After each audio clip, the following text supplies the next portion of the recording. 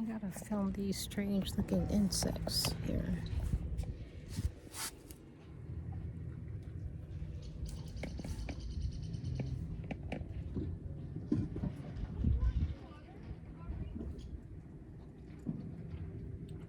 There's a fishing spot over there, babe. What are those strange looking bugs? It's a fishing spot. Uh-huh. That's cool.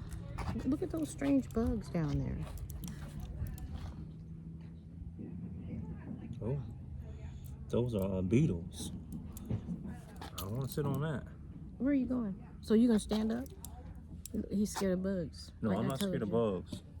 These are beetles. So where you gonna sit? You gonna go to another spot? No, I don't see them over there. That's sun over there. I know. So we're going to sit right here for right now. Okay, do you see what I'm seeing? You don't want to sit down because of the bugs. The bugs are under the table. No, they all around. They're not just under the table. They're going to crawl on you too. I'm watching them. Yeah. Okay. So. Okay, you're not scared of bugs, so. No, I'm not scared of no damn bug.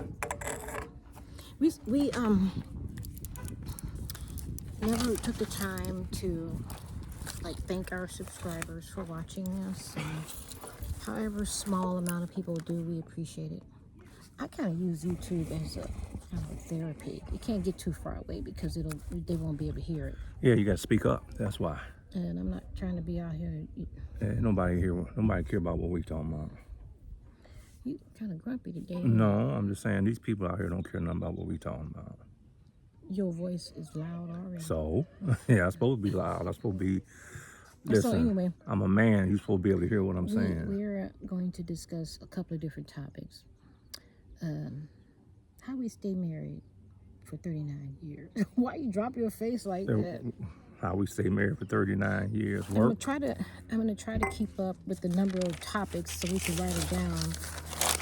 I think there's quite a few keys to staying married. Like our anniversary is going to be in a couple of weeks here, and there will be 39 years. Yeah, I think let's try to change it. There we go. Let's see if we can come up with. We're gonna keep our eye on these bugs too. How to stay married for 39 years. What do we do to stay married for 39 years? For one, I definitely have to have. I can only speak from the woman's perspective.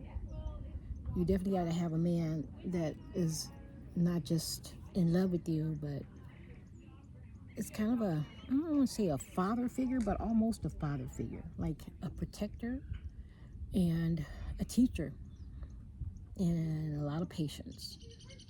So from a woman's perspective, I might have to start this over because I keep stuttering, but I don't want to miss the bugs.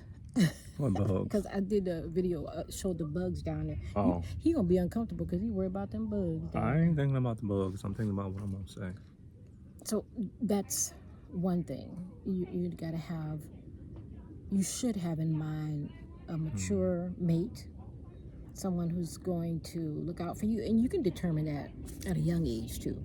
You see all those signs when you're younger of when somebody is going to be a good person, an asshole, or you just see the traits in them when they're young. You see those traits, like you saw a lot of traits in me. Yeah, I did, but the thing is that when you are young and you haven't had anybody, young and dumb and full of bleep. Yeah. Now, when you are young and you haven't had anybody to teach you, a father, uncle, grandfather, somebody to teach you what to look for, you can't learn on your own, and it takes years of observation, observing yourself and observing the other person. But I think the real key is that you got to love yourself. You know what I'm saying? Because if you love yourself, and I'm gonna say God, whatever God is to y'all, I know what it is to me.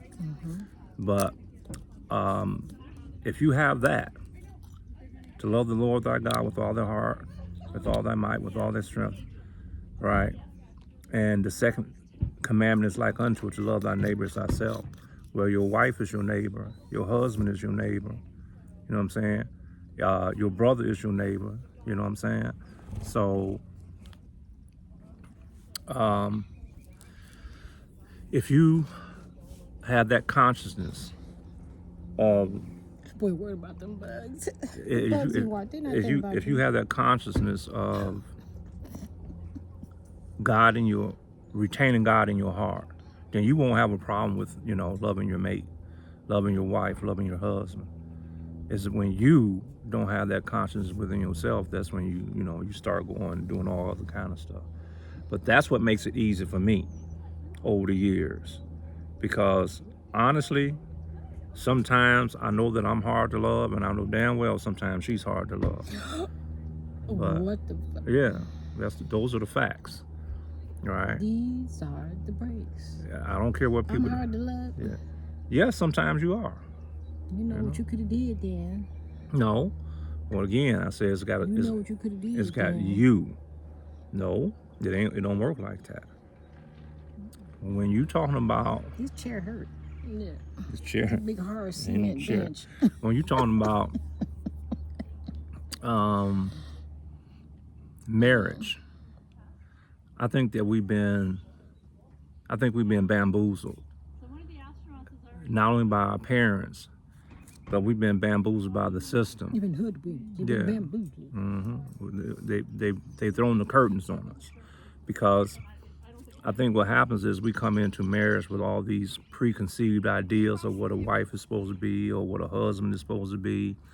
We got these roles, and that stuff never works out like it's supposed to. You know what I'm saying? We can talk about all these power couples and all this other stuff that they be talking about. That's some bullshit. Hey. It is. These power couples is full of crap. You know, I don't know how to bleep You know on what I'm video, saying? so. A power couple is somebody who goes through the fire and still be together. That's a power couple. They stuff is messy. Yeah, marriage Okay? is very It's messy. messy. It's very messy. Okay? But they still stick together no matter what.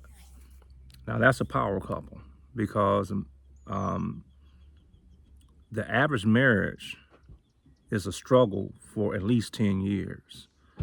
If you can make it past that 10-year mark, you might be okay.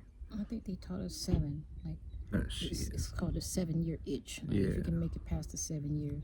I don't know why they just call it the 7-year itch, because I don't know that the itch ever goes anywhere per se.